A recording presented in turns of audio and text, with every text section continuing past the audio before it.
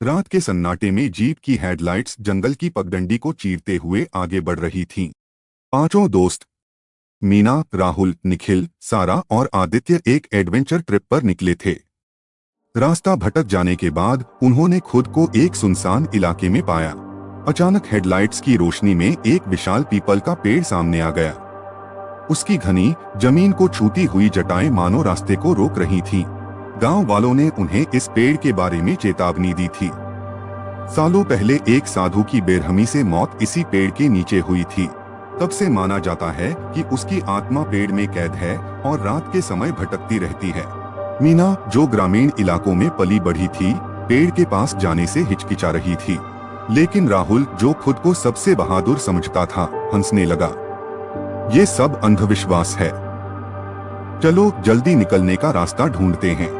लेकिन जैसे ही राहुल पेड़ के करीब गया, हवा में एक जोरदार झोंका आया और एक टहनी टूटकर उसके कंधे से जा टकराई।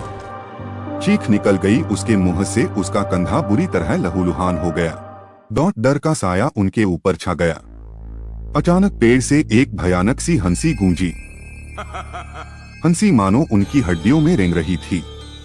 फिर सन्नाटा। कुछ सेकंड बाद हंसी फिर गूंजी, लेकिन इस बार वो राहुल की आवाज में थी। पांचों दोस्त स्तब्ध रह गए।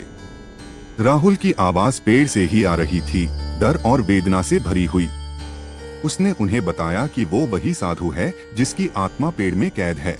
असली राहुल तो पेड़ से टकराते ही बेहोश हो चुका था।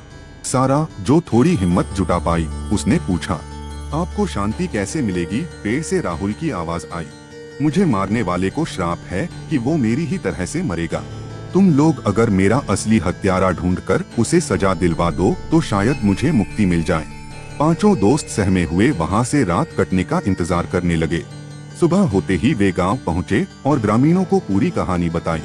गांव वालों ने बताया कि सालों पहले इसी इलाके में एक निर्दयी जमींदार रहता था, जिसने इस साधु को जमीन हथियाने के लिए मरवा दिया। जांच में पता चला कि जमींदार का वंशज और कोई नहीं बल्कि उनका गाइड राहुल ही था। राहुल असल में उसी जमींदार का बदला लेना चाहता था। इस खुलासे से पांचों दोस्तों के पैरों तले जमीन खिसक गई। राहुल को गिरफ्तार कर लिया गया, लेकिन पेड़ से आती चीखें बंद नहीं हुई। राहुल बेगुनाह था, वो तो खुद एक श्राप का शिकार था। असली हत्यारे की मौत हो चुकी थी, लिहाजा श्राप टूटने का कोई रास्ता नहीं था। यह कहानी हमें ये भयानक सच सिखाती है कि कभी कभी श्राप पीढ़ी दर पीढ़ी चलते हैं और बेगुनाहों को भी अपना शिकार बना लेते हैं। प्रकृति के संतुलन को बिगाड़ने और किसी की हत्या करने का खामियाजा कभी ना कभी भुगतना ही पड़ता है।